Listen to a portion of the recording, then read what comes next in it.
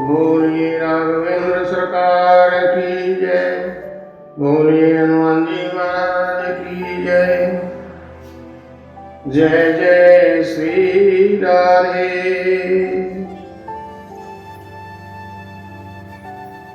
तो आइए मेरे भगवत प्रेमियों, ये जो अयोध्या में आनंद प्रभु के जन्म उत्सव पर हो रहा है, तो पूरी अवध एकदम खुश और सभी बधाई के द्वारा लंबी आयु की कामना करते हुए राम, लक्ष्मण, भरत और शत्रुघ्न चारों भाइयों के लिए आशीष करते हैं। और ये आशीर्वाद सुनकर के महाराज दशरथ एकदम बौखला जाते हैं और कहते हैं कि हाँ, दान की प्रक्रिया को और बढ़ाओ, खूब दान दो सब। इन्होंने मेरे पुत्रों की लंबी कामना की आशीष जो दिया है, इसलिए इनको और दो।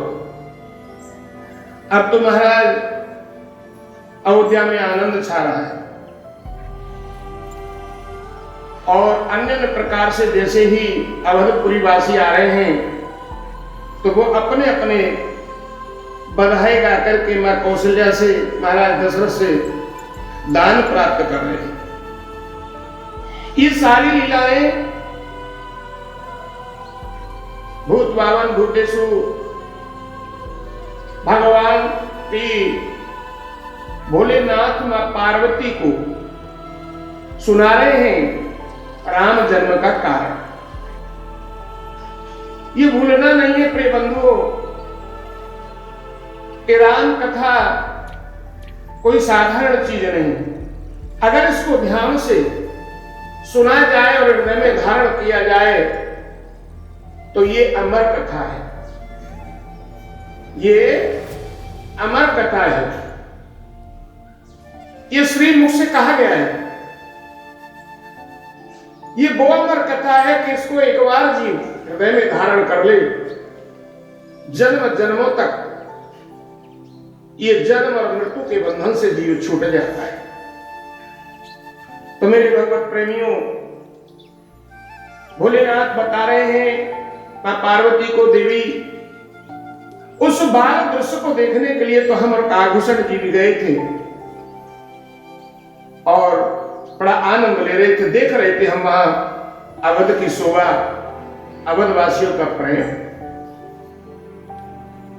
तो वहां जितने भी वृद्धावली वाले आए, वो अपने अपने हिसाब से सब बधाई गाने लगे कि बधैया बाजे आंगन में, बधैया बाजे आंगन में, चंद्रमुखी मृग नैनी अवध की, चंद्रमुखी मृग नैनी अवध की, पूरत आनंद है अंगने में, बधैया बाजे आंगने में, बधैया बाजे आंगने में, प्रेम भरी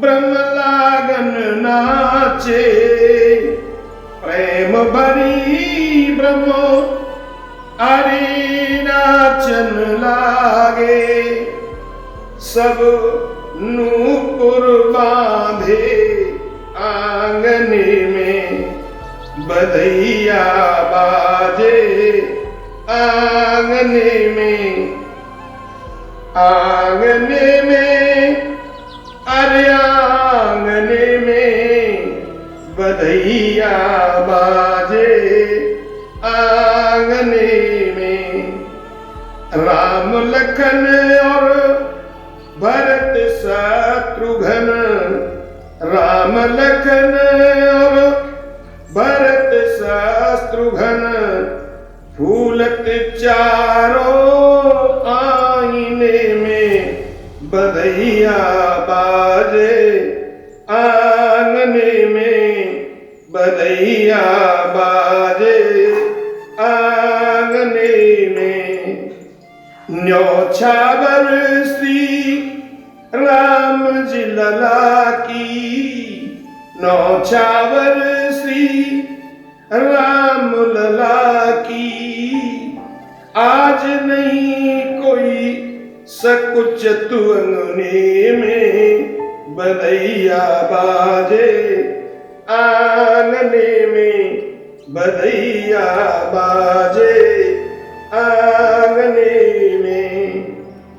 अरे सिया अलिए कौतुक देखत, कौतुक देखत, अरे कौतुक देखत, अब बीती रजनी जागने में, अब बीती रजनी जागने में। बधैया बाजे आंगने में, नदैया बाजे आंगने में। बड़ा आनंद छा रहा है महाराज दशरथ के अंगना में। सभी खुशी के मारे फूले नहीं समाते। अब महाराज ये आनंद जो है बता रहे भोलेनाथ मां पार्वती को, देवी ये बधाई का जो कार्य है, क्रम है, महीनों चला और राजा ने खूब दान दिया, महाराज दशरथ ने भी खूब दान दिया। अब तो मां प्यार करती हैं, तो यहां बाबा गोस्वामी तुलसीदास जी कहते हैं कैसा प्यार हो रहा है राम जी के साथ, चारों भैया के साथ। कि कबहू उछंग, कबहू बर पलना, कबहू उछंग, कबहू बर पलना। मात दुलारही कबहू झूला पलना। केवल और केवल प्रेम के कारण आए प्रभु। जो कारण पूछा गया है भगवत प्रेमियों, तो यहां बता रहे भोलेनाथ देवी, भगवान अगर आए तो केवल और केवल प्रेम की कारण, प्रेम से प्रकट हुए मैं जान, केवल प्रेम से प्रभु प्राप्त होते हैं। शंकर जी कहते हैं कि जिन रघुनाथ चरण रत मानी, जिन रघुनाथ चरण रत मानी, तिन की ये है गत प्रकट भवानी। बोले शंकर कहते हैं देवी, जो राम जी के चरणों में प्रेम करता है ना, उसी को सुख मिलता है। बस एक मंथरा थी, उस अवध के अंदर एक मंथरा थी जो मंथरा को सुख नहीं मिला। क्यों? कि उसके मन में प्यार ही नहीं था। प्यार क्यों नहीं है? कि वो मंदमती है। मेरे भगवत प्रेमियों, ऐसे ही संसार में कुछ जीव होते हैं जो प्यार न ले सकते न दे सकते। ऐसे जीव को समझ लेना चाहिए कि ये मंदमती है। यही वर्णन भगवान शिव मां पार्वती को बता रहे हैं। देवी, सब अवध्या खुश है, सबके अंदर प्यार है, लेकिन अगर प्यार नहीं है तो वो एक मूर्ति है जिसका नाम मंथरा है, वो सुखी नहीं है। उसके मन में प्यार नहीं है, वो मंदमती है। तो यहां महाराज मां पार्वती जी ने भोलेनाथ से पूछा, महाराज जो आज तक राम जी से प्रेम नहीं कर पाया, जो आज तक राम जी से प्रेम नहीं कर पाया, उसका कोई उपाय है क्या? शंकर जी बोले, हां देवी, ऐसा तो संसार में कोई कार्य नहीं है। वो कहते हैं, देखो संसार में ऐसी कोई बीमारी नहीं जिसकी दवा न हो। संसार में ऐसी कोई बीमारी नहीं जिसकी दवा ना हो, और ऐसी भी कोई समस्या नहीं जिसका समाधान ना हो। तो बोले बताओ ना प्रभु, ये तो मेरे अंदर बड़ा गहन विषय बना पड़ा है। ये उपाय मैं आपके श्रीमुख से पूछना चाहता हूं। तो भोलेनाथ कहते हैं कि देवी, मैं पहले भी कह चुका हूं और उन्हें फिर समझा रहा हूं कि आदत डालो। कैसी? भगवान से प्रेम करके। और हम शुरू से अगर आदत डालेंगे तो जैसे जैसे हमारी जवानी का समय आएगा तो हमारी आदत सुन्नरता में बदल जाएगी और हमें ऑटोमेटिक प्रेम परमात्मा से होने लगे। सिद्ध ऋषि मुनियों ने बड़ा सुंदर भजन के लिए, भगवान के नाम सुमरण के लिए उस जवानी को धिक्कारा है। कहा है कि राम नाम की लूट है, आर देवी लूट सके तो लूट, अंत समय पछताओगे जब प्राण जाएंगे छूट। राम नाम को तो देवी लूट लूट करके लेना चाहिए। क्यों? ये नाम इतना पावन है, इतना पवित्र है, इतना आनंददायक है, जिसका कि वर्णन मैं भी नहीं कर सकता। कि नाम नाम गायो, कि मानव कि नाम नाम गायो, अरे तेने भरी जवानी में, कहूं डूब के मर जा रे चुल्लू भर पानी में, कहूं डूब के मर जा रे चुल्लू भर पानी में। आदि नए राम नाम गायो, तेने भरी जवानी में, कहूं डूब के मर जा रे चुल्लू भर पानी में। तू कहता मेरा मेरा, या कुछ भी नहीं तेरा, तू कहता मेरा मेरा, या कुछ भी नहीं तेरा, तेरो एक दिना भैया होए मरघट में डेरा, तेरो एक दिना भैया होए मरघट में डेरा।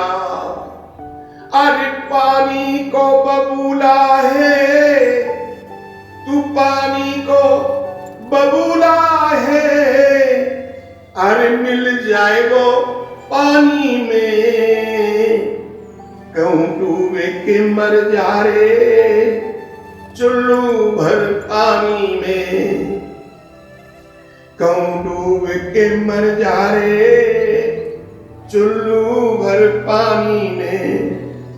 ना राम नाम गायो तेन या जिंदगानी में, तो कहूं डूब के मर जा रे चुल्लू भर पानी में। ये मानव तू विचार कर, कहलायो आटी में, तू बंध जाएगो कांटी में, तू एक दिना प्यारे मिल जाएगो माटी में, तू तो एक दिना प्यारे मिल जाएगो माटी में। तू कछु न कर पायो पूरी जिंदगानी में कहूं डूब के मर जा रे चुल्लू भर पानी में। और कहने लगे कि कर प्रेम से भक्ति है, तू कर प्रेम से भक्ति है, या भक्ति में ही शक्ति है। और भक्ति ते सुन भैया मिल जाएगी मुक्ति है, या भक्ति ते प्यारे मिल जाएगी मुक्ति है। तू कछु न कर पायो, अरे तू तो कछु न कर पायो पूरी जिंदगानी में। कहूं डूब के मर जा रे चुल्लू भर पानी में, कहूं डूब के मर जा रे चुल्लू भर पानी में। मेरे भगवत प्रेमियों, मां पार्वती के प्रश्न का जवाब देते हुए भोलेनाथ ने समझाया, देवी जिसने आज तक राम जी का नाम नहीं लिया, अपनी जुबान पर नहीं आया, उसका जीवन ही बेकार है। पार्वती जी कहती है, महाराज इसका उपाय है? बोले हाँ है देवी, तो आप बताइए ना। तो भगवान शंकर जी बताते हैं मां पार्वती को कि मन क्रम वचन छाड़ चतुराई। ये देवी मानव को करना होगा कि मन क्रम वचन छाड़ चतुराई, भगत कृपा कर अति रघुराई। हे देवी, प्राणी सबका त्याग करके मनुष्य बचता है, इसी चतुराई ने हमें प्रभु से अलग कर दिया है देवी। इसलिए केवल और केवल चाहिए कि अपने अंदर की चतुराई को छोड़ दे और मन को निर्मल बनाए और उसके बाद फिर प्रेम करें। तो देवी ये अचूक दवा है, जरूर ही प्रभु राम नाम के प्रति लालसा जागेगी और उस नाम से उन प्रभु से प्रेम भी हो जाएगा। दोबारा क्या कहते हैं प्रभु कि निर्मल मन जन सो मोए आवा, मोहे कपट चल छेद्र न भावा। ये देवी प्रभु कहते हैं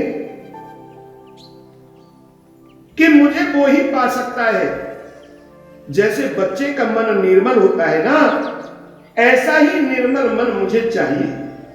अब आप विचार करो देवी कि प्रभु से बड़ा जादूगर कौन है? अगर कोई चतुराई करे, जादू चलाए, अपनी अकल लड़ाए, तो प्रभु से बड़ा जादूगर, प्रभु से बड़ा कलाकार कोई है क्या संसार? तो वो कहते ही नहीं, बस निर्मल मन भया कि प्रभु समझो तुम्हारे बगल ही में बैठे। लेकिन देवी ये है विश्वास, और कैसा विश्वास? प्रभु के प्रति। और इसका एक उपाय है देवी,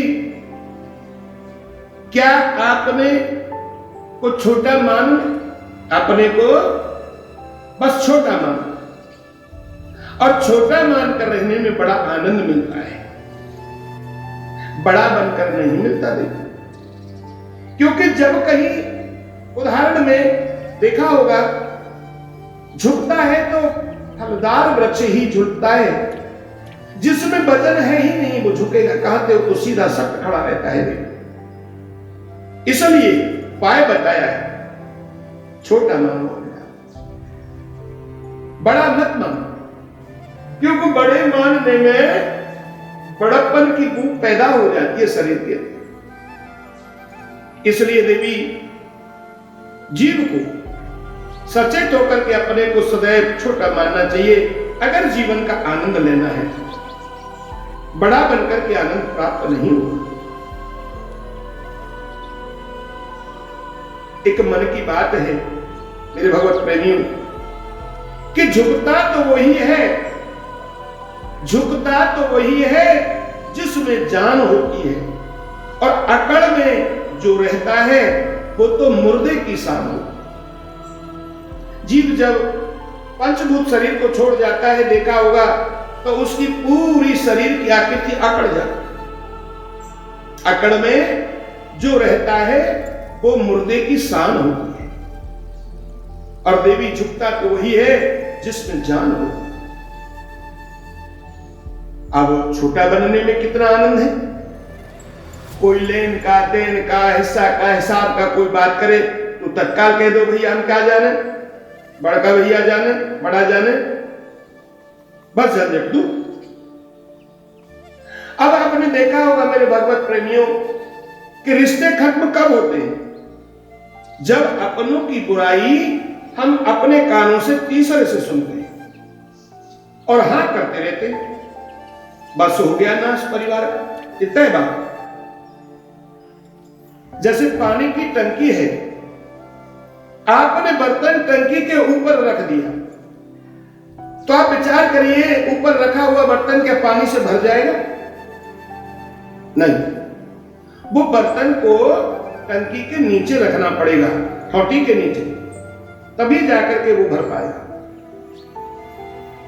ऊपर रखने से वो बर्तन नहीं भर पाएगा। तो देवी छोटे बनने का अभ्यास डालना चाहिए। लेकिन जीवन बीतने पर ये सब बातें समझ में आती हैं, पहले नहीं आता, तब तक समय बीत गया होता है कि जीवन खत्म हुआ तो जीने का ढंग आया। जब जीवन खत्म हुआ तो ये जीने का ढंग आया। और जब सम्मा बुझ गई तो महफिल में रंग आया। जब सम्मा बुझ गई तो महफिल में रंग आया। गाड़ी निकल गई तो घर से चला मुसाफिर। मायूस हाथ मलता वापिस बैरिंग आया। जीवन खत्म हुआ तो जीने का ढंग आया। मन की मशीनरी ने कब ठीक चलना सीखा। जब बूढ़े तन पे हर एक पुर्जे में जंग आया। जीवन खत्म हुआ तो जीने का ढंग आया। फुर्सत के वक्त देना सुमरन का वक्त पाया। फिर वक्त मांगा जब वक्त तंग आया। आया था सिंह आगे हथियार फेंक डाले। आया था सिंह आगे हथियार फेंक डाले। यमराज फौज लेकर करने को जंग आया। जब सम्मा बुझ गई तो महफिल में रंग आया। जीवन खत्म हुआ तो जीने का ढंग आया। हे भगवत प्रेमियों, जीवन का अनुभव उम्र बीत जाने के बाद में रिचर्स आता है, लेकिन होता क्या है, तब तक समय निकल गया होता है। वो बाल उम्र भी गई, जवानी भी गई, वृद्धावस्था, जरा अवस्था में आप बताइए, फिर विचार करने के लिए ही विचार रह जाता है, लेकिन करने लायक नहीं रहता। इसलिए जागो और समय से जागने की प्रयास कोशिश करो। अब महाराज करोड़ों उपाय करिएगा पर वो टलेगा, सब छोड़कर के जाना पड़ेगा संसार से, और जाता है। इसलिए मेरे भगवत प्रेमियों, जगा जाए, जागना है हमको। रात समय से जागने वाले को बड़ा आनंद मिलता है। तो महाराज यहां एक छोटी सी कथा हमारे ध्यान में आई है, वो हम कहेंगे, बड़े ध्यान से सुने। एक सेठ जी थे, एक दिन अपने घर में वो जलपान कर रहे थे। अब महाराज उसी समय पर किसी ने आकर के कुंडी खटखटाई। अब कुंडी खटखटाई तो सेठ जी ने दरवाजा खोला। अब दरवाजा खोला महाराज तो देखा एक काला कलूटा भयंकर खड़ा है, जिसका रूप भी को रूप है।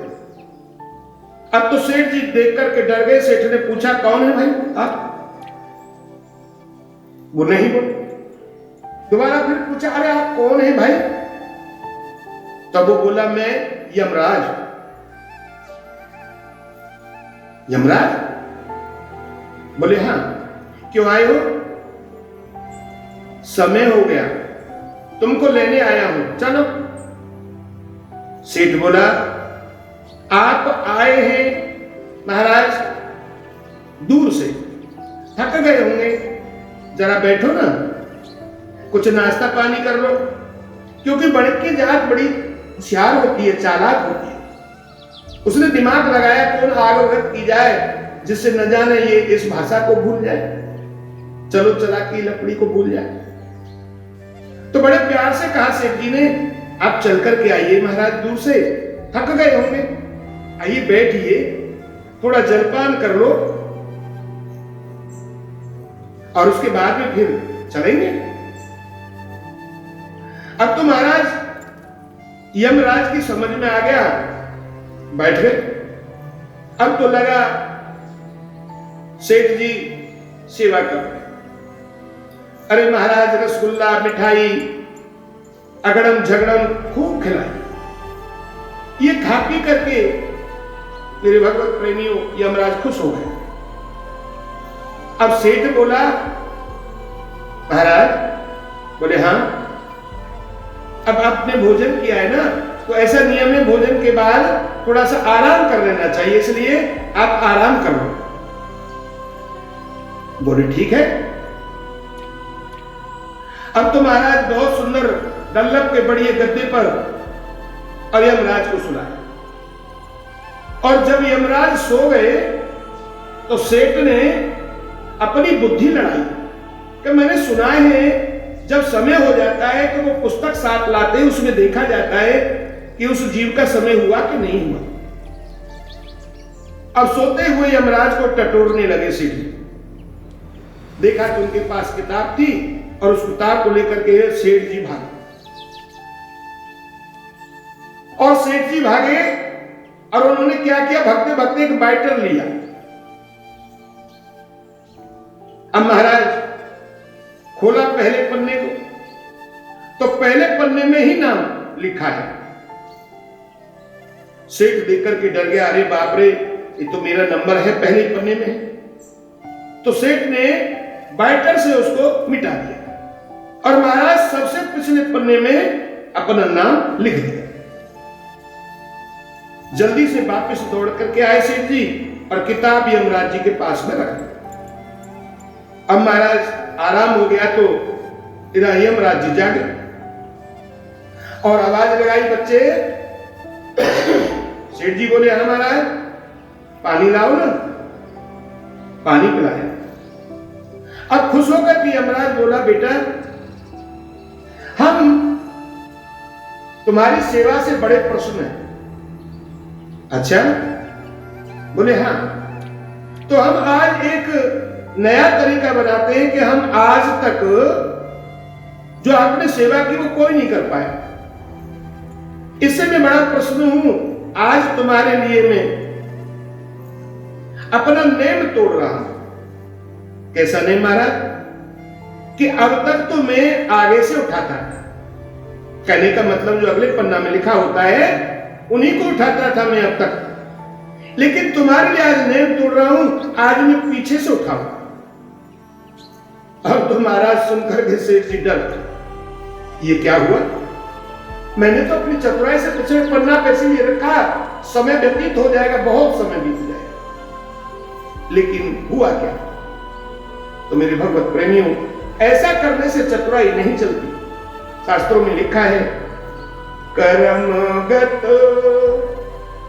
तारे उनाए टरी, कर्म गति तारे नाए टरी। जो लिखा होता है उसे कोई नहीं मिट सकता।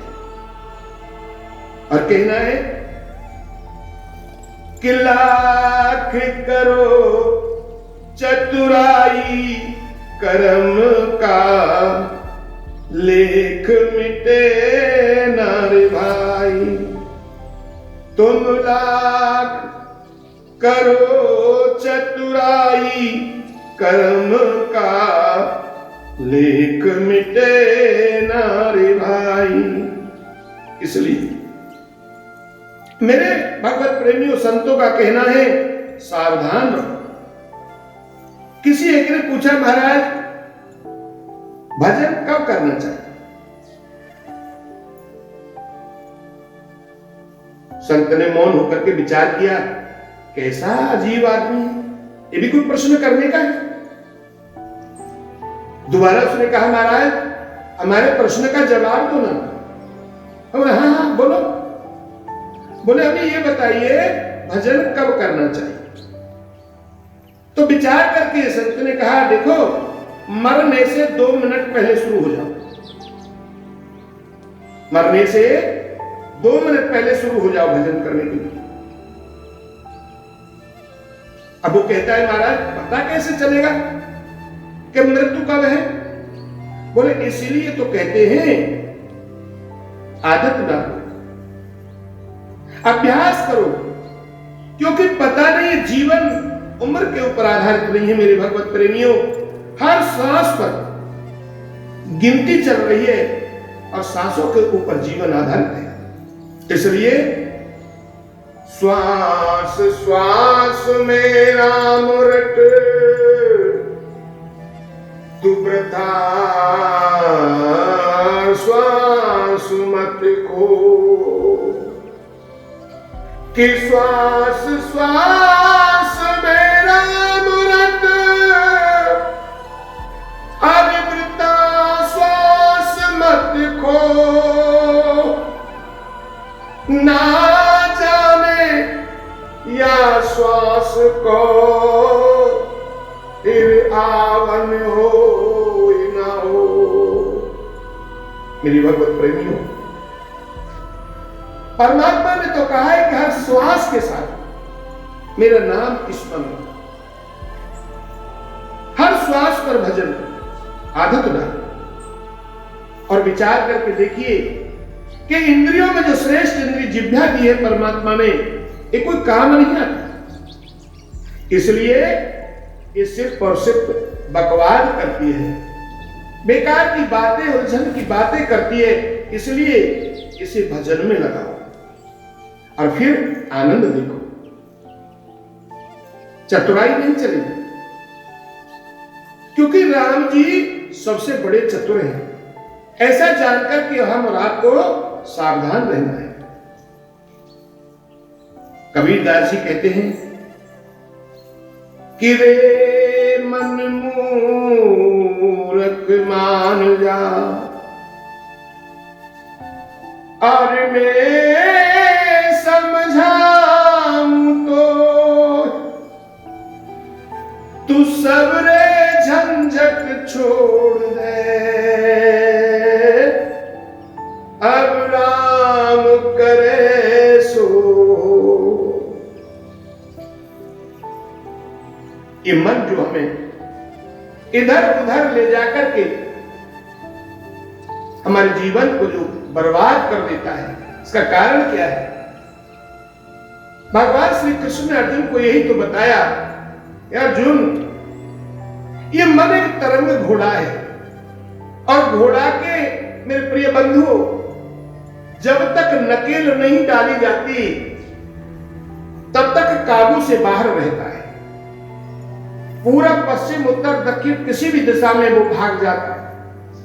वही गति हमारी और आपकी है। ये मन हमारे पंचभूत शरीर को लेकर के इंद्रियों के माध्यम से इन पे अपने मन का कहा करवा करके और हमें पूरब पश्चिम उत्तर दक्षिण जहां मन की लगन लगी है उधर ही ले जाता है, और हमारा जीवन बर्बाद हो जाता है। इसलिए बड़ा सुंदर कहा है कि मन को मना, हे मन ये सब चतुराई छोड़ करके मुझे तू संसार के विषयों में मत ले जा।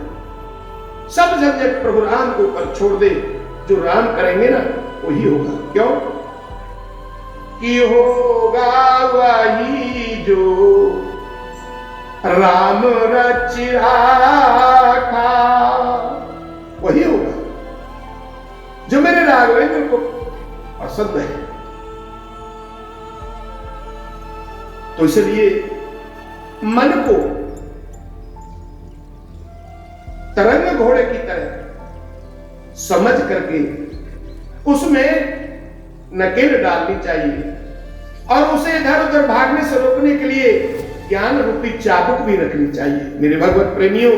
तब जाकर के मन काबू में। और ये भजन के माध्यम से मन को समझाना पड़ता है कि भजन ही एक ऐसी अचूक दवा है जो मन को कंट्रोल कर सकता।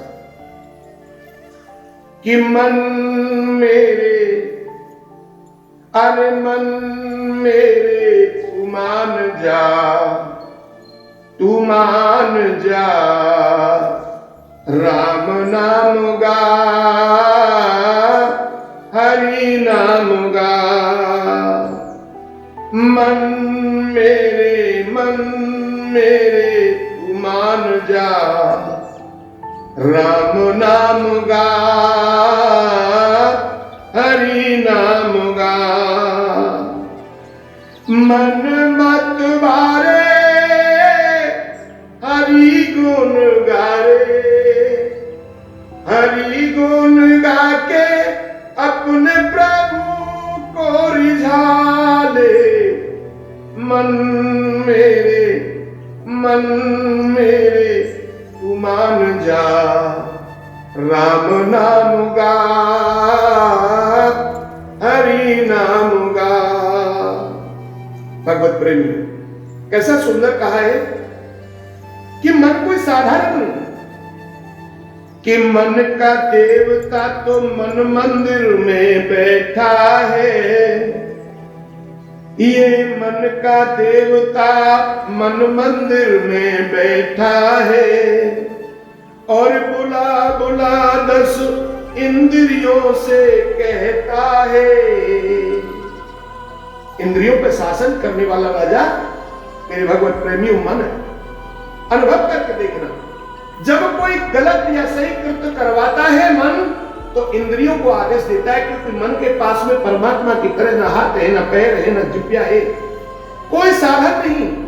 इसलिए वो साधन परमात्मा द्वारा उसे प्राप्त हुए इंद्रिय रूपी साधन। 5 ज्ञानेंद्रिय, 5 कर्मेंद्रिय।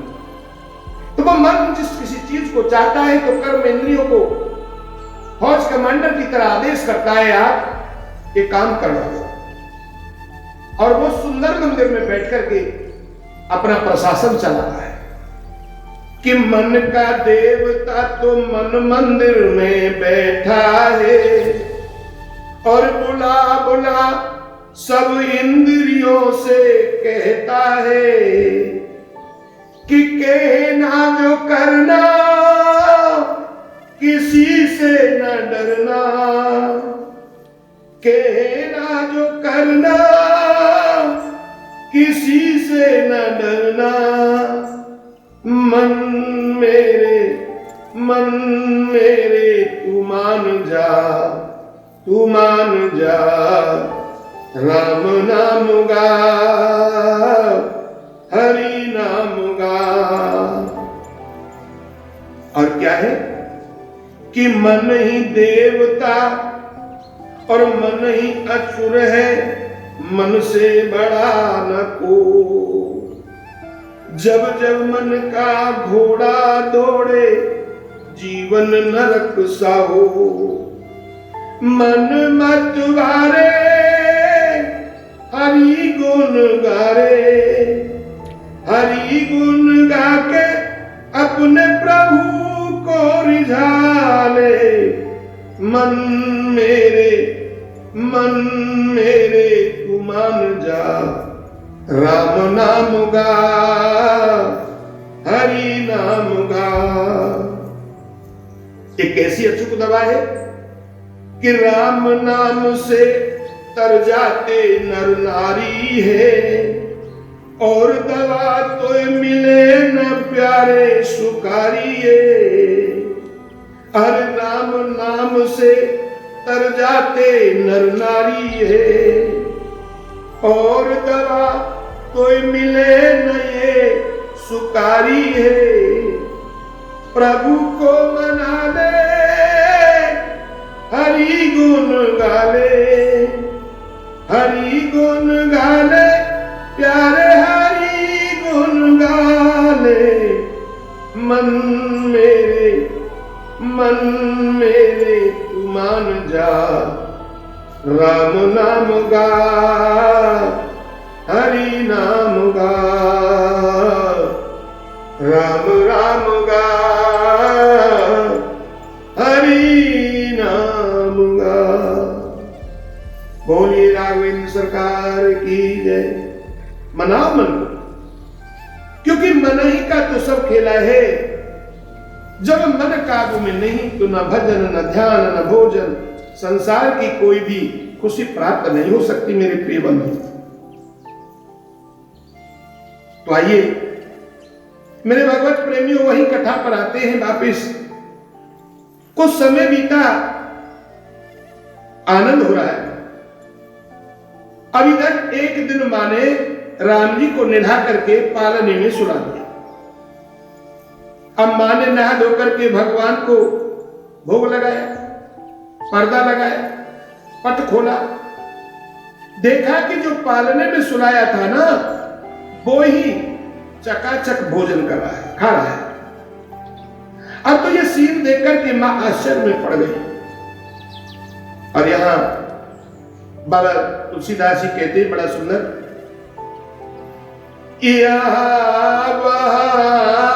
दो बालक देखा,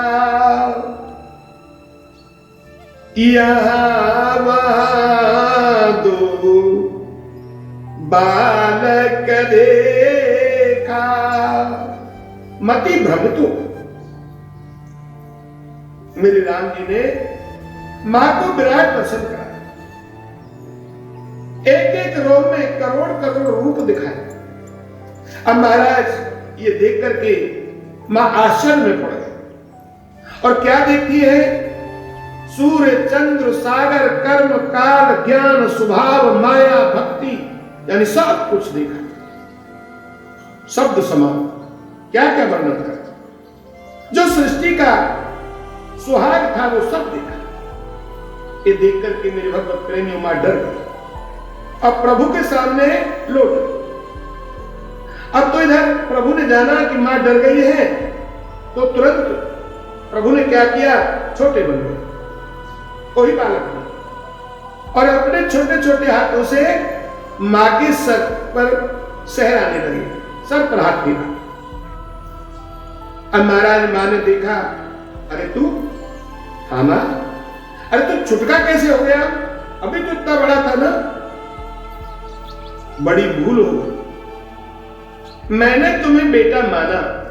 मां कह रही गलती हो गई राम। नहीं मां, ये तो बताने आया हूं मैं आपको। तुम चिंता में मत रहिए, बिल्कुल भी डरो। तो इधर मां का प्रसंग आता है। मेरे भगवत प्रेमियों क्या कहते हैं? बार बार कौशल्या विनय करे कर जो, अब जन कबहु न व्यापहे प्रभु जी माया तो। हे प्रभु, तुम पुत्र नहीं हो, मैं आज जान पाई हूं आप प्रभु हो। इसलिए कोई ना सुने कोई ना जाने, इससे पहले मुझे आप वचन दो। क्या वचन लोगी माता? कि मुझे आपकी माया कभी ना व्यापे। और मेरे भगवत प्रेमियों, बाबा कहते हैं कि कछुक काल बीते सब भाई, बड़े भय पर जन सुखदाई, चूड़ा करण जिन गुरु जाई, बेप्रन कछु नाम ही पाई। अब तो महाराज लीला आगे बढ़ने लगी। बड़े भय, चारों भाई, मुंडन संस्कार भया, चूड़ाकरण संस्कार भी भया। अब चारों खेलने के लिए जाते हैं महाराज। अब वो खेलने के लिए जाते हैं तो मां पकड़ पकड़ के लाती है। ये प्रभु की बाल लीला है, बड़ी सुंदर लीला है। खेलने जाते हैं तो मां को चिंता लगती है कहीं मेरे लाला को कुछ चोट ना आ जाए, तो वो पकड़ने के लिए जाती है। अब इधर राम जी धूल से खेल रहे हैं और वो धूल मुट्ठी में लेकर के कभी अपने सर पर डाल लेते हैं, अपने तन पर डाल देते हैं। तन धूल से दूसरे तन हो रहा है। तो यहां बड़ा सुंदर लिखा है कि धूसर धूर भरे तन आए, भूपत बिहस गोद बैठाए। आज महाराज ये दशा देखकर खुश होकर के महाराज दशरथ ने धूल सने हुए राम जी को अपनी गोद में बिठा और यज्ञोपवीत संस्कार कराया। अब यहां बाल रूप को समझने का एक मौका है मेरे भगवत प्रेमियों, कि कभी भी बच्चे को खिलाते समय ऐसी चतुराई नहीं लानी चाहिए। आप देखिए महाराज दशरथ तो चक्रवर्ती है, तो बच्चे का स्वभाव होता है वो धूल में खेले, कीचड़ में खेले, उसी एक मानो मन की तरंग होगी। ऐसी स्थिति में अगर माता और पिता क्रोध करके उस बच्चे को ताड़ना दे या मारे पीटे, ये अच्छा नहीं लगता, ये शोभा नहीं देता। फिर बाल प्रेम हुआ ही क्या? क्योंकि बाल रूप परमात्मा का आनंद रूप है। तो महाराज धूल से धूसरित हुए श्री राम जी को महाराज दशरथ ने फटाक से गोद में ले लिया और गोद में बिठा करके यज्ञोपवीत संस्कार कराया। अब महाराज क्या हो रहा है कि गुरु ग्रह पढ़न गए रघुराई, अल्प काल विद्या सब पाई, प्रात काल उठ के रघुनाथा, मात पिता गुरु नावई माथा, अनुज सखा संग भोजन करही, मात पिता आज्ञा अनुसरही, वेद पुराण सुनहि मन लाई, आप कहेही और अनुजही समझाई, आयुष मांग करही सब काजा, देख चरित हर से मन राजा, ये देख चरित हर से मन राजा। कितना सुंदर वर्णन किया है प्रभुपाद गोस्वामी जी महाराज ने, आनंद का रस भर दिया। राम जी ने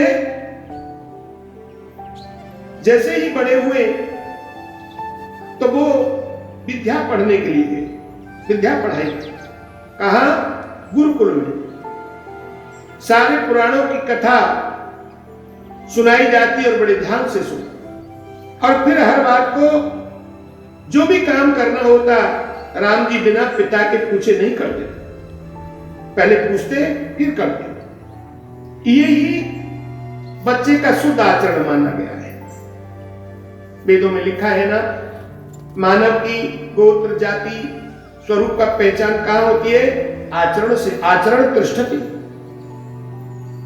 उसके बोलने की, कर्म करने की पद्धति को देखो गौर से, समझ में आ जाएगा एक पूर्व जन्म में कौन था, अब कैसे आया, आगे क्या हो। आचरणों से पता पड़ जाता। बिना आज्ञा के मेरे राम जी माता पिता की आज्ञा के बिना कोई कार्य नहीं करते। सो मेरे भगवत प्रेमियों, हम और आपको भी अपने गृहस्थ संसार में बच्चों के साथ वही क्रिया करनी चाहिए, वही संस्कार होने चाहिए जिससे हमारे आपका बच्चा संस्कारी बने। लेकिन महाराज, अब संस्कारी तो जब बन पाएगा तब जीव का कर्म कांड ही बदल गया। क्योंकि ये उत्पत्ति एक बड़ी सुंदर बात याद आई है वेदों की, मैं आपके सामने वो कहने जा रहा हूं, ध्यान से सुनिए कि महाराज आज की ये दुनिया जो है ये वर्ण संकर उत्पत्ति बताई गई है।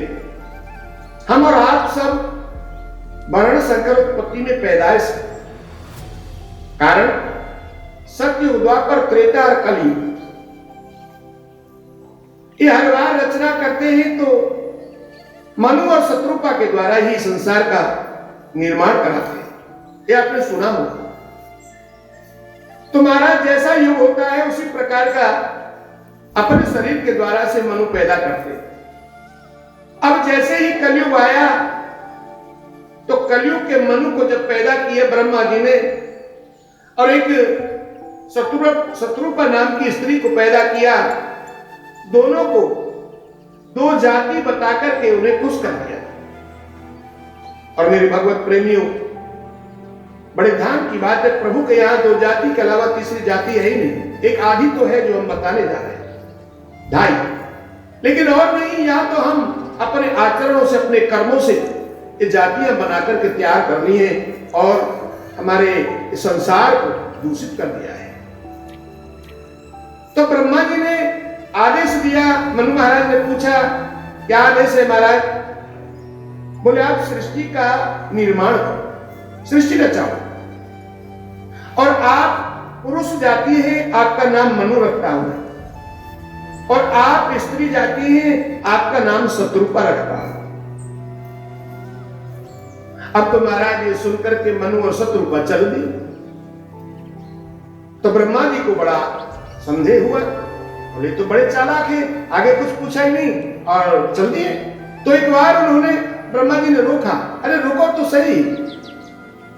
यह एक उदाहरण है मेरे भगवत प्रेमियों, जैसे हम और आप कभी बीमार हो जाते हैं, टाइफाइड या XYZ कोई भी रोग हो जाता है तो हम जाते हैं डॉक्टर के पास। डॉक्टर वो नारी नबज देख करके, चेकअप करा करके एक कागज पर मेडिसिन लिखता है और बोलता है ये मेडिकल से ले आओ। मेरे भगवत प्रेमियों, हम और आप मेडिकल पे जाते हैं और मेडिसिन ले आते हैं। वो मेडिसिन ला करके हम उसी डॉक्टर को देते हैं जिसने हमारे स्वास्थ्य के लिए मेडिकल लिखा है। तो वो डॉक्टर क्या करता है, अपनी मेज पर उस मेडिसिन को बखेर लेता है, फैला लेता है और फिर रोगी को बताता है ये कैप्सूल, ये गोली और ये गोली मिलाकर के आपको सुबह शाम लेनी है। मरीज कहता है ठीक है, और फिर डॉक्टर उसी में डाल देता है, पन्नी में, पॉलीथीन में दवा को, मेडिसिन को, और मरीज लेके चल देता है। तब गेट पर पहुंचता है तो डॉक्टर एक बार आवाज लगाता है, अरे सुनो। मरीज लौटता है, बोले हाँ डॉक्टर साहब बोलो। बोले भैया दवा तो मैंने टाइम बता दिया, लेकिन इससे भी एक कीमती चीज है, वो सुनते जाओ। क्या? कि आप गुड़, खटाई, तेल, तली हुई चीज मत खाना, नहीं तो ये दवा जहर भी बन सकती है। फिर हमें आरोप लगाए कि डॉक्टर ने कैसा इलाज किया, आप तो मार दिए। भैया दवा से बड़ा परहेज है, इसलिए परहेज को बनाए रखना। तो मरीज के कानों में जब आवाज जाती है तो वो कहता है ठीक है। बोले ठीक है नहीं, ध्यान रखना, दवा चाहे एक टाइम की छूट जाए लेकिन परहेज ना छूटना चाहिए, क्योंकि परहेज जीवन को रोगों से पूरा ग्रस्त कर देता। वही उदाहरण घर काम दे रहा है मेरे भगवत प्रेमियों। जाते हुए मुनि शत्रुपा को ब्रह्मा जी ने रोका, अरे लाला सुनो। लौट कर गए, हाँ महाराज। बोले तुमको मालूम है सृष्टि निर्माण कैसे करोगे, सृष्टि की रचना? नहीं तो फिर आप ऐसे कैसे चलेंगे सुनते? पिता में हम तो आपकी आज्ञा का पालन कर रहे हैं। बोले कोई पालन थोड़ी ना जिसका आपने कोई नियम नहीं, धर्म नहीं, कोई कर्म नहीं पूछा ही नहीं, आदेश करें महाराज। तो ब्रह्मा जी ने बताया कि अच्छी दुनिया बनाने के लिए, अच्छी संतान पैदा करने के लिए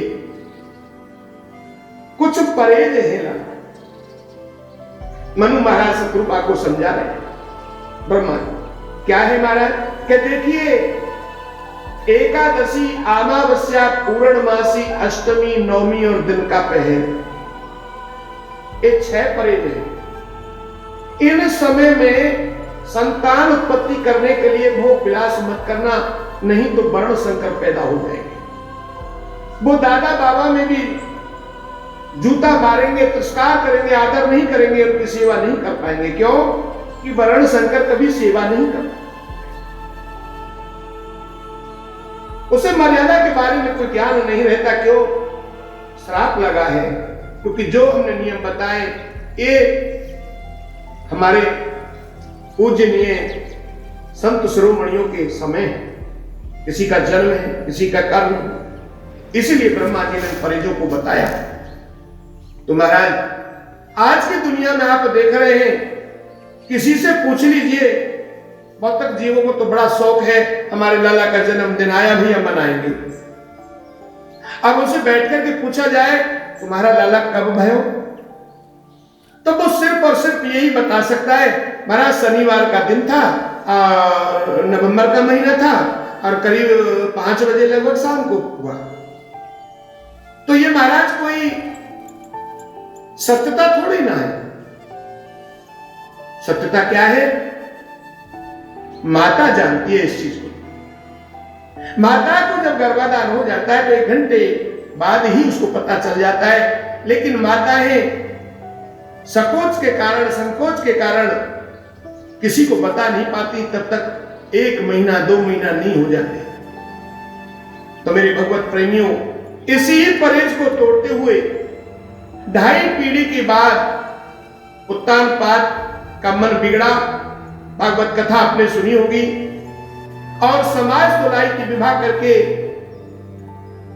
सुनीति नाम की पत्नी को, सुनीति का अर्थ होता है धर्मनीति से, लेकिन राजा विकल हो गया, पिता के वचनों पर नहीं रहा और वो दोबारा अपनी पसंद से, जैसे आज की तारीख में लोग लव मैरिज बोलते हैं, और वो दूसरी लुगाई ले आया मेरे भगवत प्रेमी।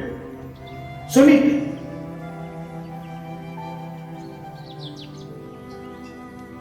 ये क्या है, धर्म की नीति से लाए थे पहले समाज। अब वो दूसरी लुगाई जो लाया उसका नाम था सुरुचि। सु माने अपनी रुचि, अपनी पसंद। और महाराज आते ही खेला बिगड़ गया, वर्ण संकल्पत्ति होना शुरू हो गया, क्योंकि यथा राजा तथा प्रजा। जैसा राजा आचरण करता है वैसा ही प्रजा करने लगती है मेरे भगवत प्रेमियों, और संसार बिगड़ जाता है। इसलिए वही कथा पर आ जाइए। प्रभु राम बिना अपने माता पिता के आज्ञा के बिना कुछ भी नहीं करते थे। पहले उनसे पूछते, अब फिर वही कार्य करते। गुरु जी के यहाँ उन्होंने गुरु जी की सेवा की, सारा अध्ययन किया। थोड़े समय में ही वो सब विद्याएं सीखे, और उन्होंने सबसे पहली विद्या जो सीखा उन्होंने, ये हमें और आपने सभी को अपने बच्चों को आदत डालनी चाहिए। वो क्या करते थे राम जी चारों भाई, प्रातः काल उठ के रघुनाथा, जैसे यहां खुलती भोर में, तो वो उठते ही अपने माता पिता के चरणों को स्पर्श करते थे, वंदन करते थे। और कभी भी अकेले नहीं खाते थे, अपने भाइयों को बिठा करके साथ में भोजन करने की आदत वहीं से डाली।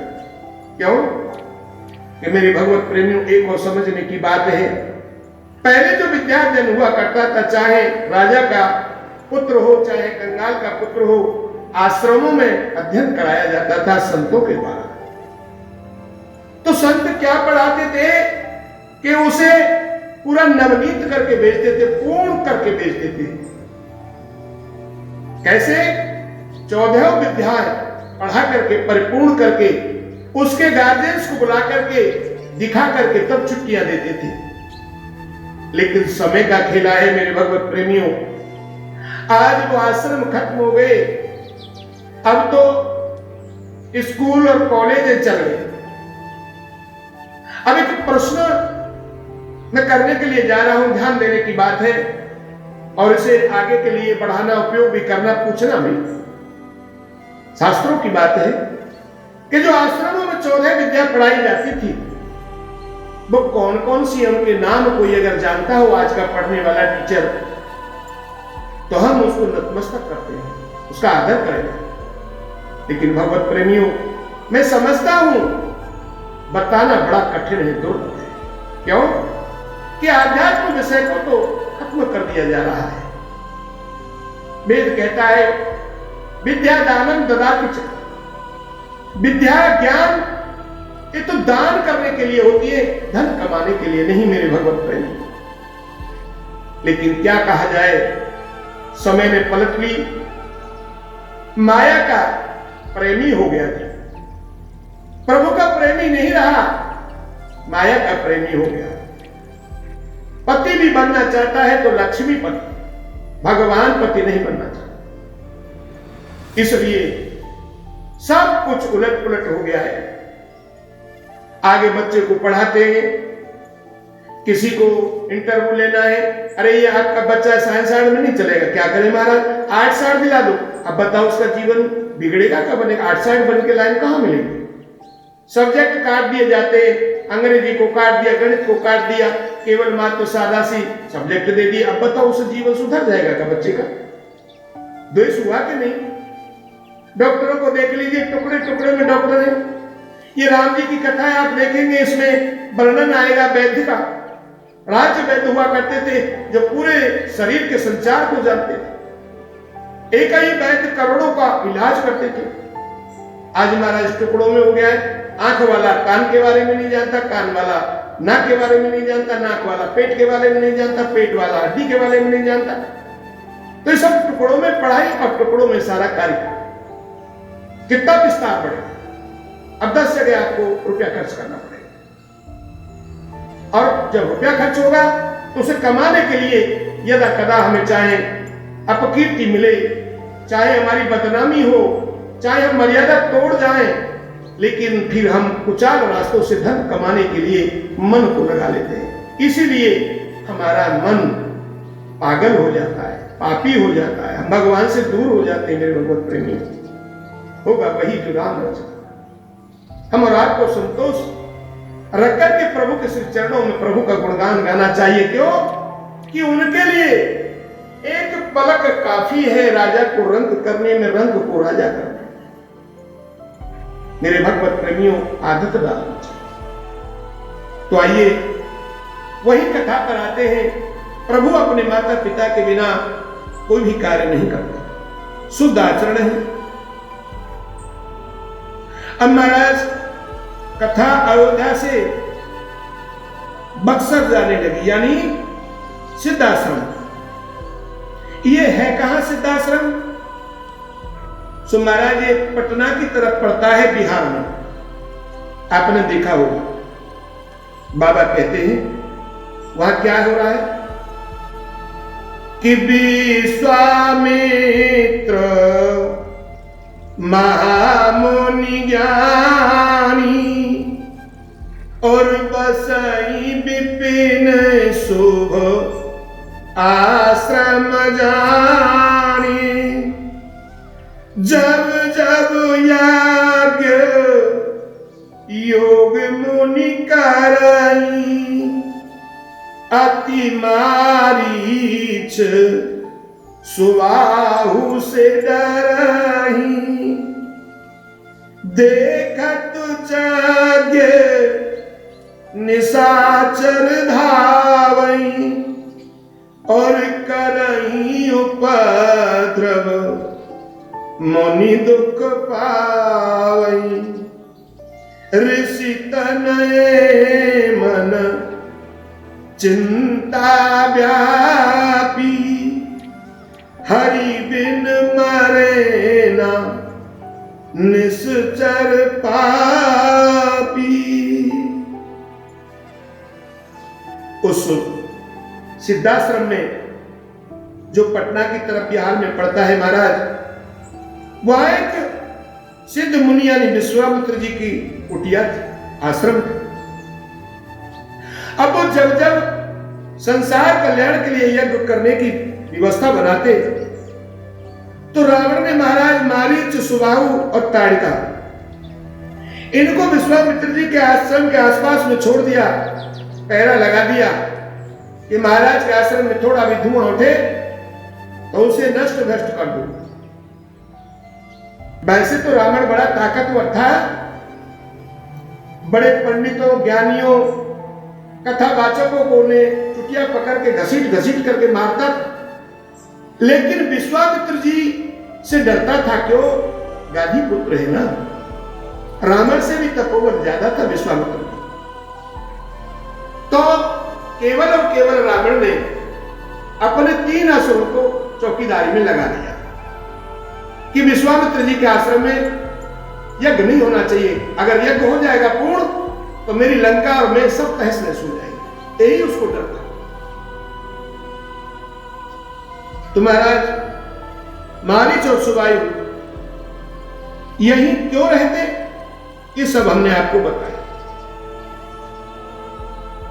इसलिए भजन हवन करने वालों को रावण नहीं जीने देता था। अब महाराज रावण ने पता लगाया कि जो मैंने ब्रह्मा जी को वचन दिया है, मैं अगर यहीं बैठा रहूंगा तो काम कैसे चलेगा। अब मुझे पता लगाना चाहिए कि सबसे बड़ा वीर है कौन। वानरों नर का तो पता लग गया कि विश्वामित्र जी तपोबली है, गाधी पुत्र है, इनसे पेश नहीं जाएंगे, पड़े रहने दो। 3 असुरों को लगा दिया ड्यूटी। अब रावण ने सोचा कि अब सबसे बड़ा वीर कौन है, इसका भी पता चलना चाहिए। अब महाराज पता चला कि बाली बड़ा वीर है। अब तो महाराज चला बाली से युद्ध कर। युद्ध भया, बाली ने रावण को परास्त किया। बाली ने सोचा कि हमको युद्ध करते किसी ने देखा तो है नहीं, अकेले में युद्ध हुआ है। अब हम कहेंगे तो कौन मानेगा प्रमाण तो है नहीं। प्रमाण के तौर पर अब हम कहेंगे और रावण ने मना कर दिया कि नहीं नहीं मैं परास्त नहीं हुआ, तो कोई गवाह नहीं है। अब क्या किया जाए महाराज? तो इधर में बाली ने उसको बुलाया जाते हुए को देखकर, क्या रे रावण भाई इधर आ। अरे बोला भाई परास्त तो हो गए हम। बोले नहीं नहीं नहीं इधर आओ। अरे महाराज बुलाया और बाली ने पकड़ के उसको कांख में दबा दिया, प्रमाण कर। अब तो रावण घबराया और सोचने लगे मुझे मार सकते। तो महाराज तपस्या के बल पर रावण को ऐसा सिस्टम बना हुआ था, आशीष मिला हुआ था कि बिना श्वसन क्रिया के 6 महीने जी सकता। अब तो बाली जहां जहां जाते, जो भी देखता उसे बताते कि कौन है, ये रावण है लंका नरेश, युद्ध करने आया था, इसलिए इसको कांख में दबाए घूम रहा हूं, प्रमाण के। तो रावण को भी कांख में जब दबे अपने आप को महसूस किया तो सोच लिया मुझे मार सकता है। इसलिए रावण ने 6 महीने के बाद चिल्लाया, बोले भाई मैं मर जाऊंगा, बाली को मित्र बना। मेरे भगवत प्रेमियों, उस समय पे अगर मित्र कह दिया जाए तो अपने जीवन को दांव पे लगा देते थे आपस में। लेकिन ये कली काल का मित्र, बाप रे, इससे बचना भैया। कली के मित्र कैसे हैं? वो माल तेरा है तो माल तेरा ही खाएंगे, और माल बीत जाएगा तो फिर नजर नहीं आएगा। अब महाराज मित्र बना लिया तो बाली ने उसको छोड़ दिया। अब मुनियों से भी भय था। विश्वामित्र से राग होने के कारण सब जानता था कि इनके पिताश्री तपोबली थे गादी, वो सब कला जानते, जान लिया कि ये मेरे जोड़ का है, इसलिए उन असुरों की ड्यूटी लगा और कह दिया ध्यान रखो, जब यज्ञ होता भी दिखे विध्वंस करो, कार्य सिद्ध यज्ञ सिद्ध नहीं होना चाहिए। अब महाराज ये सब क्रिया देखते देखते विश्वामित्र जी बड़े परेशान। अब इधर में उन्होंने ध्यान योग से देखा, पता चला प्रभु ने अयोध्या में और दशरथ के घर जन्म ले लिया है, अवतार हो गया। अब तो महाराज मन को बड़ी शांति मिली। मुनि जी अयोध्या है। अयोध्या है, जैसे ही महाराज के भवन में प्रवेश किया, राजा गदगद हो गया। महाराज दशरथ ने पूजा की, चरण धोए, आसन पर बिठाया। ये राजा स्वागत कर रहे हैं, लेकिन महाराज दशरथ हैं भयभीत, डर रहे हैं। क्यों? कि पहले सतयुग में हरिश्चंद्र हुआ था, आपने सुना हो। उस समय पे भी विश्वामित्र जी आए थे, क्योंकि विश्वामित्र जी का चंद्र के पीछे बड़ा तूफान खड़ा किया था।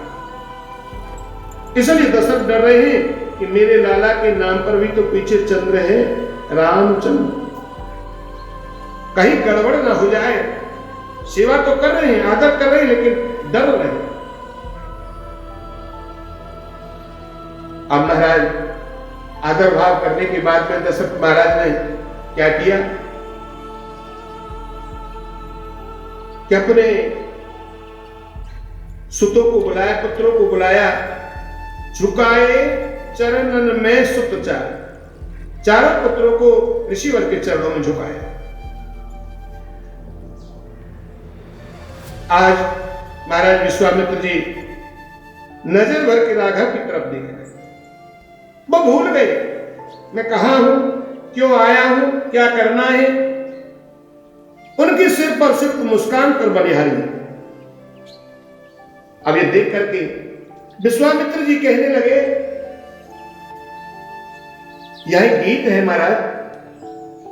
विश्वामित्र जी मन ही मन गुनगुना रहे हैं कि तेरी मंद मंद मुस्कनिया पर बलिहार राघव जी, बलिहार राघव जी, तेरी मंद मंद मुस्कनिया पर बलिहार राघव जी, हाय बलिहार राघव जी। तेरे नैन बड़े कजरारे लगते प्यारे प्यारे, तेरे नैन बड़े कजरारे और लगते हैं प्यारे प्यारे, तेरी मधुर मधुर मुस्कनिया पे, तेरे काले केस लटनिया पे बलिहार राघव जी, हाय बलिहार राघव जी। तेरी मंद मंद मुस्कनिया पे बलिहार राघव जी, हाय बलिहार राघव जी। महाराज राघव जी के स्वरूप को देखकर के विश्वामित्र जी अंतःकरण में चले गए और उनके मुस्कान का आनंद प्राप्त करने लगे। यहां गोस्वामी बाबा बड़ा सुंदर लिख रहे हैं विश्वामित्र जी के लिए कि राम देख मुनि देहि विसारी, भूल गए सब सुख, राम को देख करके देह का भान भूल गए। अब तो महाराज ऐसी स्थिति में जब दशरथ ने देखा विश्वामित्र जी को, तो दशरथ जी ने कहा महाराज के ही कारण आगमन तुम्हारा, कहो सुकरत न लागत बारा। अरे दशरथ कहते हैं हे ऋषिवर, आप आने का कारण मुझे बताएं, मुझे करने में देरी नहीं लगेगी। विश्वामित्र जी कहने लगे हे राजन, मैं आपको सत्य बताता हूं, मुझे असुर सता रहे हैं। रावण एकदम दशरथ फटाक से बोले निकालो बाण और अभी मार डालूंगा। मुनि बोले नहीं नहीं नहीं, अरे नहीं महाराज, आपके मारने से ऐसा नहीं होगा। मैं आज जो आया हूं, मेरी बात सुनो पहले। आज मैं जो आया हूं वो बात सुनो, मैं मारने वाले को लेने नहीं आया, मैं तो तारने वाले को लेने के लिए आया हूं। दशरथ जी कहते हैं का मतलब? विश्वामित्र जी कह रहे हैं कि अनुज सहित देहो रघुनाथा,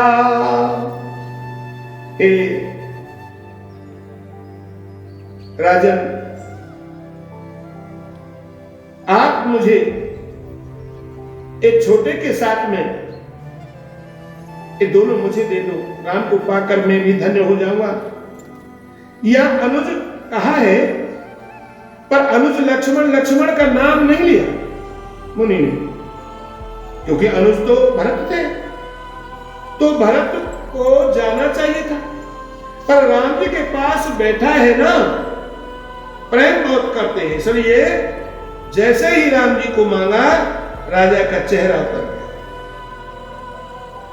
और कहने लगा विप्र, हे ब्राह्मण देव, आपने विचार करके नहीं माना, मैं सब कुछ दे सकता हूं, यानी प्राण भी, पर राम को नहीं दे पाऊंगा।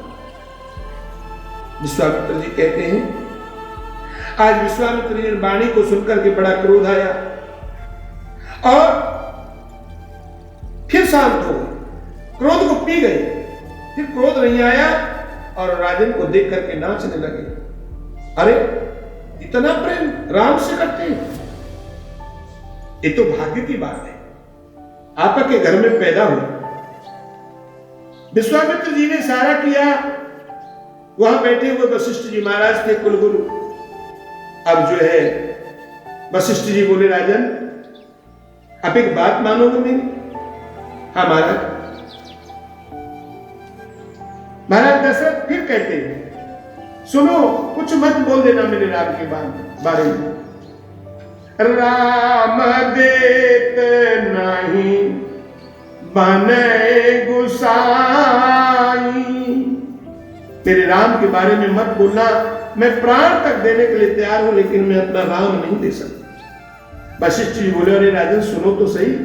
हाँ महाराज, इनका विवाह नहीं करना है क्या? है इनका विवाह नहीं करना है क्या? अरे ये विवाह भी मुनियों के साथ संपर्क से ही संभव है। अब तो महाराज इतना सुना दशरथ ने, तो संसार में आपने भी देखा होगा, जब शादी विवाह की बातें हो जाती है तो फिर पुत्र से मोह हट करके उस शादी में मोह चला जाता है कि मेरे लाला को ब्याह है जाए, कैसे हो। विवाह का लालच संसार में बड़ा प्यारा लगता है मन को। अब तो महाराज गोस्वामी तुलसीदास जी बड़ा सुंदर लेख करते हैं कि अति आदर दो तनय बुलाए, और हृदय लगा बहु भांति सिखाए, मेरे प्राण नाथ सुत दो। हे मुनिवर, मेरे प्राण नाथ सुत दो, तुम मुनि पिता आन नहीं को।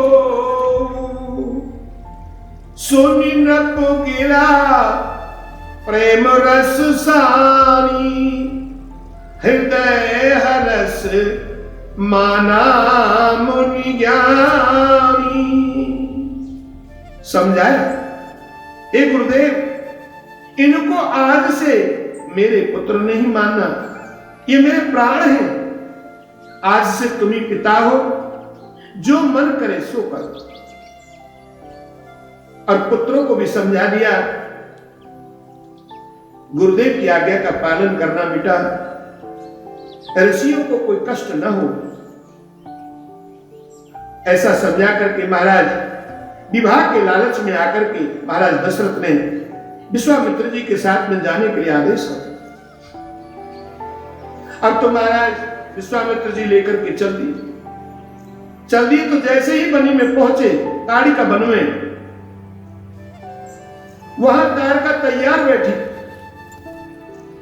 सुनी ताड़िका क्रोध कर आई। ताड़का ने जैसे ही ये देखा कि कोई आ रहे हैं, एकदम क्रोध करके दौड़े।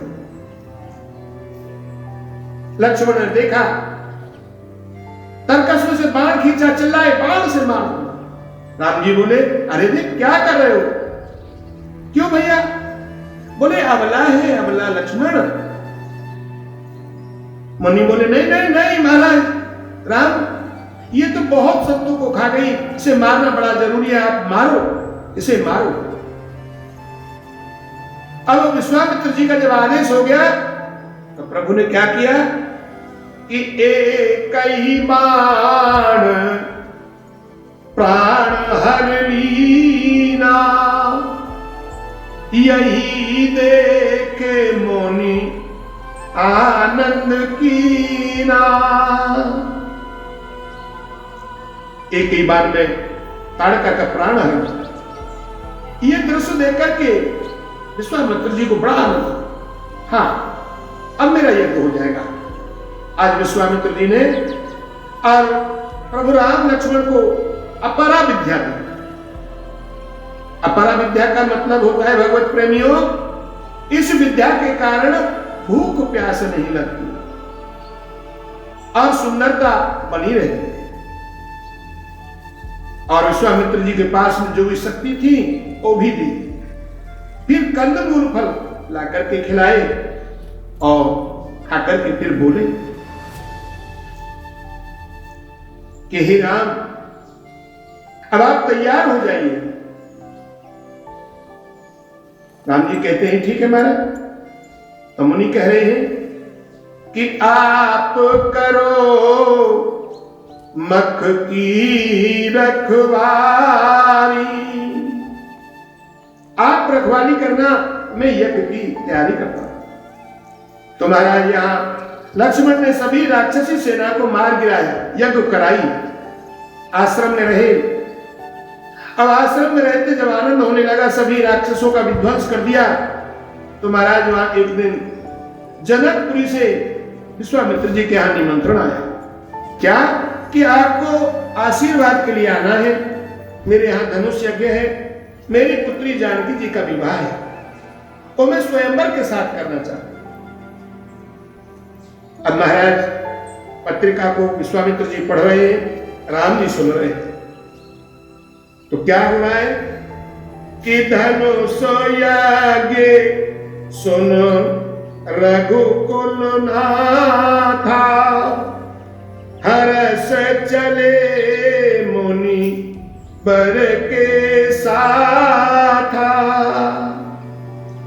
आश्रम एक देखा मखमाई, और खग मृग जीव जंतु तक नाही, पूछा है मुनि शिला प्रभु देखी, और सकल कथा मुनि कही विषेखी।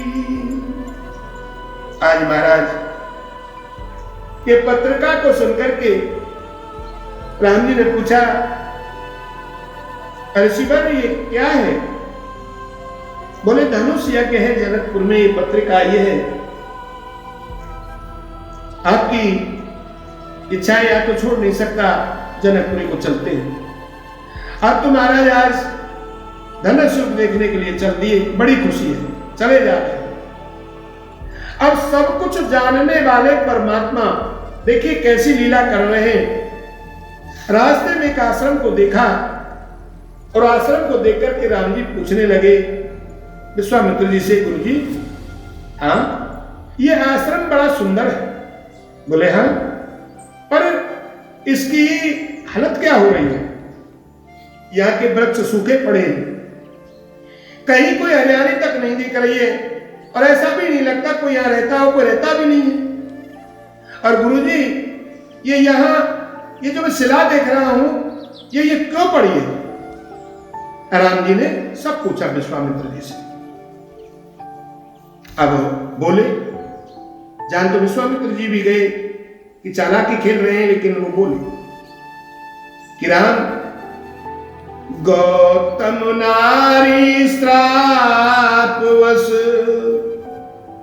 उपगदे इधर पीर, चरण कमल रज चाहती, तुम कृपा करो रघुवीर। पर सत पद पावन शोक न सावन, प्रगट भई सब पुंजवती। गुरु जी कह रहे हैं, पर सत पद पावन शोक न सावन, प्रकट भई सब पुंज सही, देखत रघुनायक जन सुखदायक, सन्मुख सब सोए रही। पति प्रेम अहिसा पुलिक शरीरा, मुख से न जावे बचन कही, अति बड़ भागी चरणन लागी, जगत जैतन जलधार वही। विश्वामित्र जी कहते हैं, राम ये गौतम ऋषि की पत्नी है अहिल्या। अहिल्या? हाँ राम। फिर ऐसा क्यों महाराज कि श्राप के कारण ये सब दिख रहा है? ये जो देख रहे हैं आप, इस श्राप के कारण हुआ है राम। अब आप ऐसा करो, कृपा करो। तो महाराज गुरु के कहने पर प्रभु ने उस शिला के लिए चरण रज दी, और चरण रज देते ही वो एक सुंदर स्त्री का रूप धारण किया और स्त्री का रूप धारण करके वो बोली, महाराज आप ही राम है ना? बोले हाँ। सुन करके बड़ी फूल गई। अब तो महाराज आंखों से झरझर आंसू बहने लगे। अपने आंसुओं से प्रभु के चरणों को धोया। प्रभु मेरे पति ने मुझे श्राप नहीं दिया, गलती तो मुझसे हुई थी, परंतु उन्होंने मेरा उद्धार किया है। मुनि श्राप जो दीना अति भल कीना, परमानंद परम माना, देखऊं भर लोचन हरि भव मोचन, इन्हीं शंकर जी जाना। मैं मंदमती हूं महाराज, मुझे मामला सहना तो आता नहीं।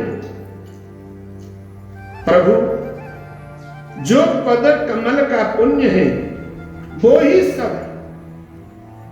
तो प्रभु अहिल्या के मन की ओर भौरा बना, आपसे आपके चरण छोड़ करके मेरा मन दूसरी जगह न जाए। हे मेरे राघव, आप ऐसी कृपा कर दो, अगर आप राम हैं। ये अहिल्या बड़ा विनय कर, कोई रज पंकज जेहि पूजत, मम सिरधर कृपाल हरि, यही बात मिलाई गौतम नारी, बार बार हरि चरण पड़ी। आज बारंबार दंडवत करके अपने पति के पास चली। यह बाबा कहते हैं कि अस प्रभु दीन, अस प्रभु दीन, दीन बंधो, कारण रहित कृपा, तुलसीदास सटते ही भजो, छोड़ सक कपट जंजाल। महाराज दुनिया में दो ही बिना कारण के प्यार करते हैं, उनमें से एक मां है और दूसरे का नाम राम यानी परमात्मा। ये ध्यान रखने योग्य बात है कि दुनिया में दो ही बिना कारण के प्यार करते हैं, जिनको कोई कारण नहीं होता। उनमें से एक माता है और दूसरे हैं भगवान राम। इसलिए छल कपट को त्याग करके उसी प्रभु का सदैव मानव शरीर को भजन करना चाहिए। भजले प्राणी अरे अज्ञानी, बस तो दिन की जिंदगानी, कहां तू अटक रहा है, कहां सिर पटक रहा है। भजले प्राणी अरे अज्ञानी, तेरी दो दिन की जिंदगानी, कहां तू अटक रहा है, कहां सिर पटक रहा है। नर्तन मिला है तुझको, खो क्यों रहा है इसको खेल में।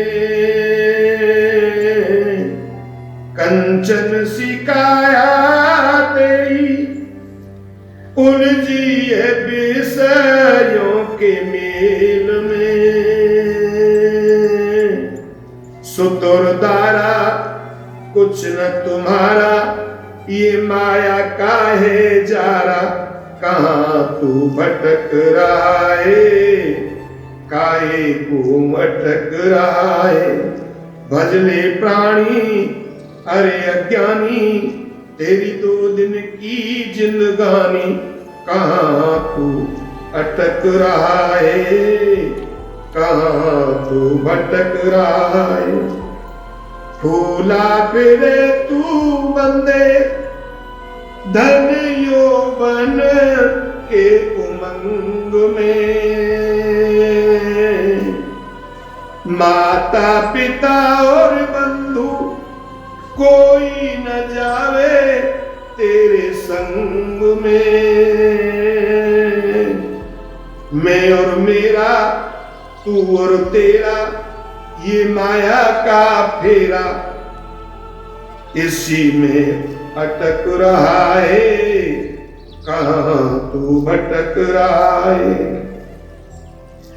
दुनिया अनेक प्रभु की कृपा से न नर तन पाया है।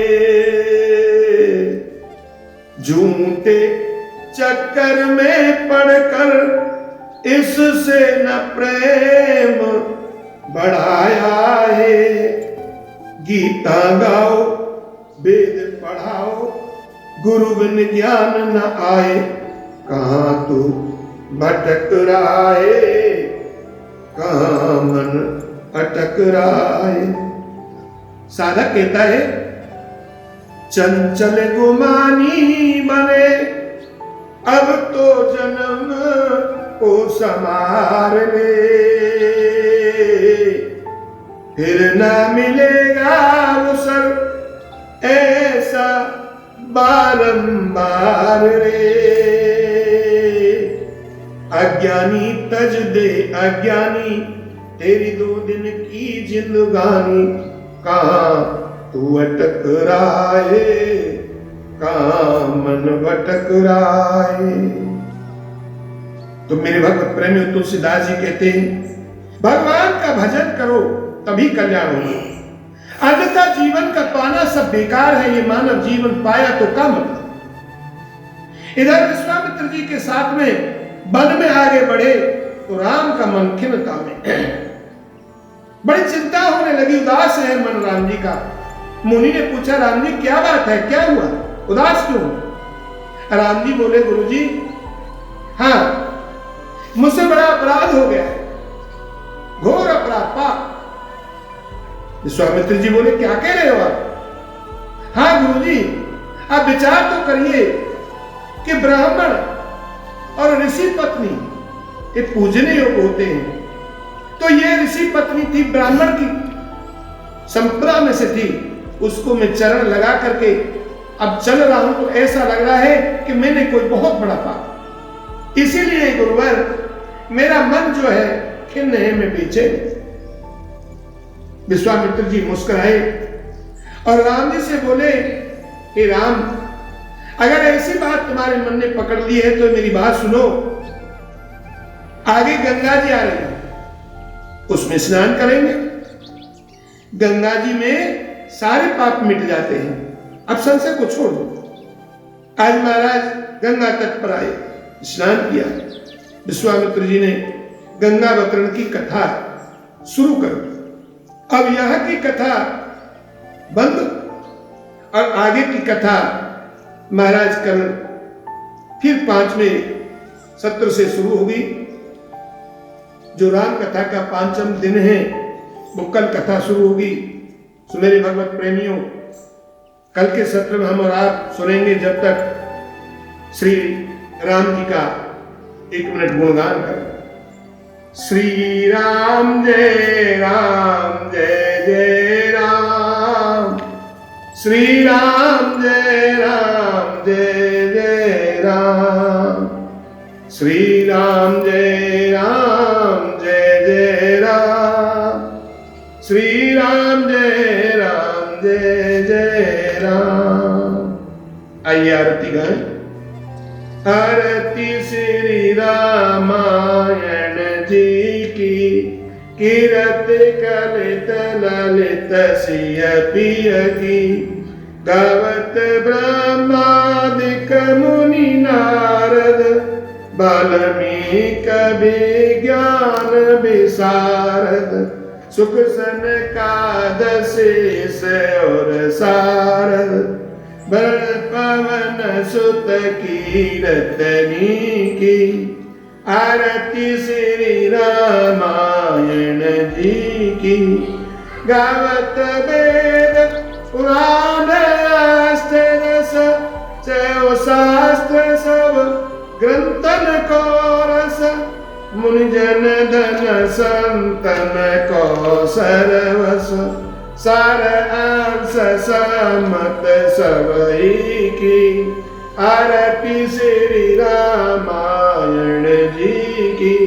गावत संतत शंभु भवानी अर्घट संभव मुन विज्ञानी व्यास आदि कवि बरज बखानी काव्यभूषण गरुण की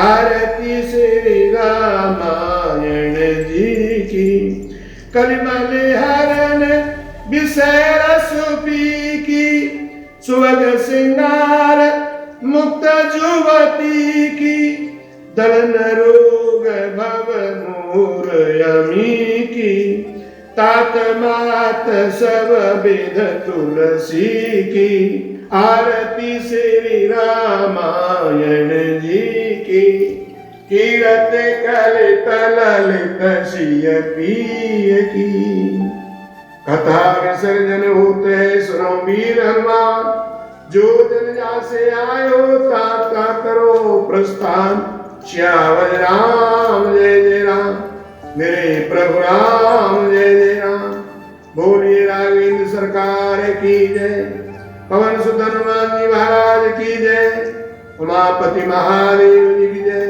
गुरु भाई सब संतन की जय त्वमेव माता च पिता त्वमेव बंधुश्च सखा त्वमेव विद्याधरणं त्वमेव सर्वं मम देव देव शांति शांति